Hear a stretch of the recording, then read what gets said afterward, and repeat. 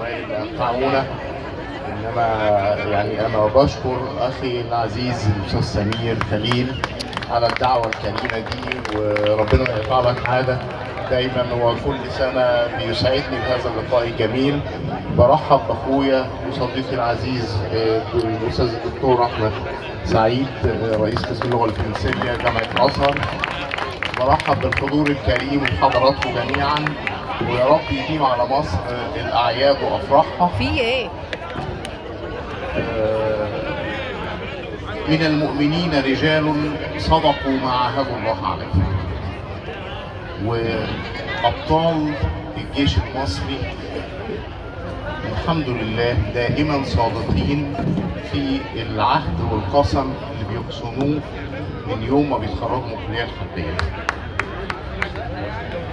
أنا ما كان ليش الشرف إن أنا أكون من الجنود اللي حاربوا في حرب أكتوبر، ولكن كان لي الشرف إن أنا حافظت على ما حققوه بالنصر، وخضنا وخاض الشعب المصري معانا حرب أنا بعتقد إنها أشرس وأخطر على مصر من حرب أكتوبر، وهي الحرب على الإرهاب والحفاظ على الهوية والدولة المصرية.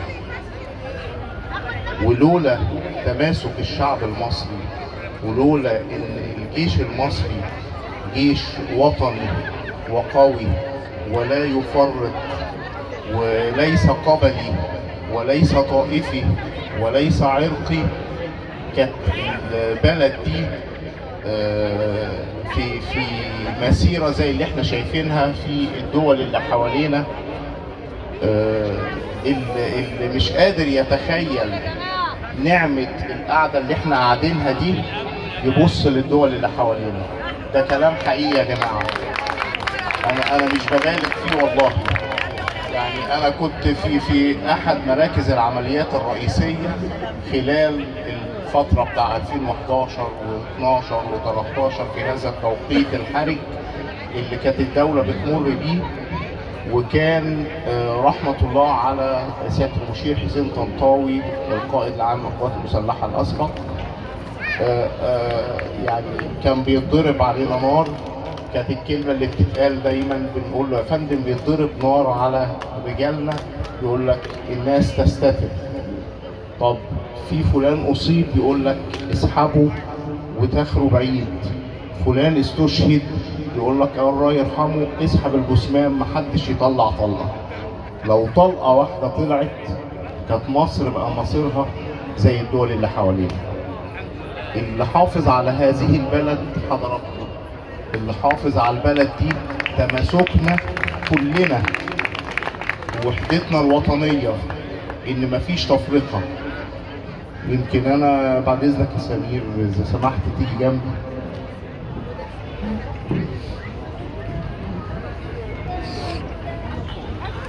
أنا في حكاية ظريفة بحب أحكيها دايماً عن علاقتي بأخويا سمير.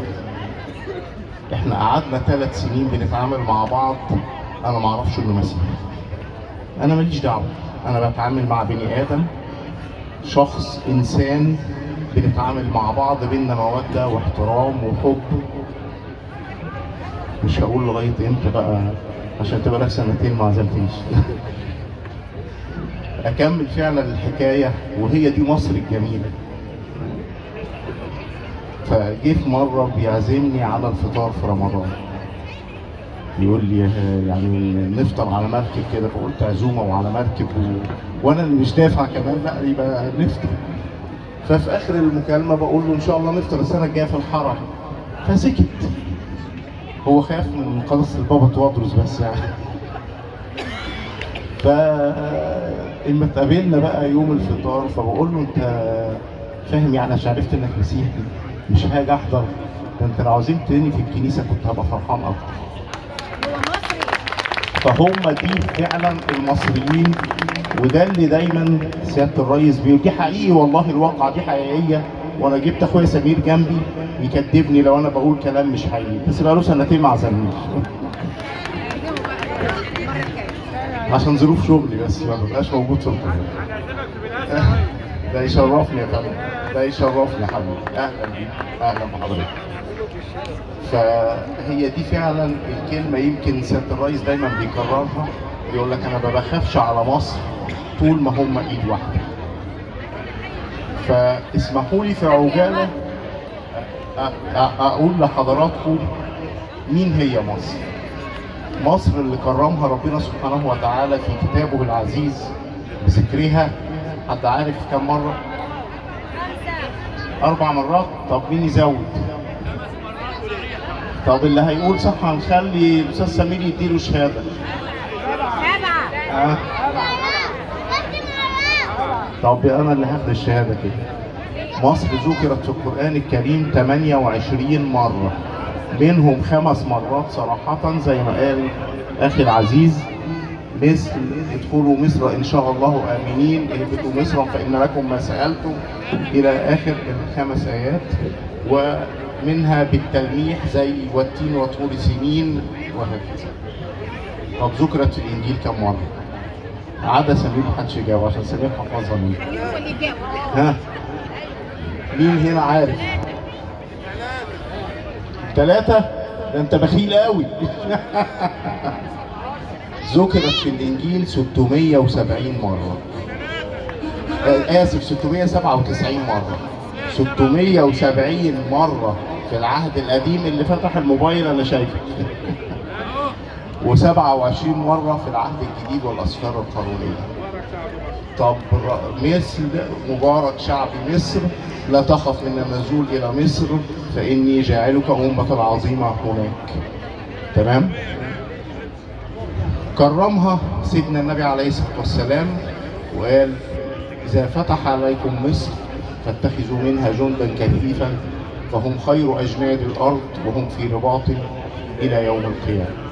وخير أجناد الأرض دول مش الرجالة بس على فكرة، رجالة وستات وكل حاجة، لأن الست اللي بتطلع لنا الراجل اللي بيشيل السلاح ويحافظ على البلد فهي برضو بتقوم بدورها. قداسة البابا شنودة قال ايه؟ مصر وطن يعيش فينا لا نعيش فيه. قداسة البابا توادرس قال ايه؟ قال إذا قدمت الكنائس هنصلي مع المسلمين في المساجد، وإذا قدمت المساجد هنصلي إحنا والمسلمين في الشوارع. هي دي مصر، هي دي مصر ووحدتها الوطنية.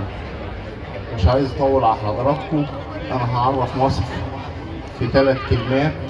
الميم مفيش زيها، الصاد صين أرضها وعرضها، الراء رغم كل اللي بيحصل لها هتفضل أم الدنيا مصر. كل سنة وأنتم طيبين.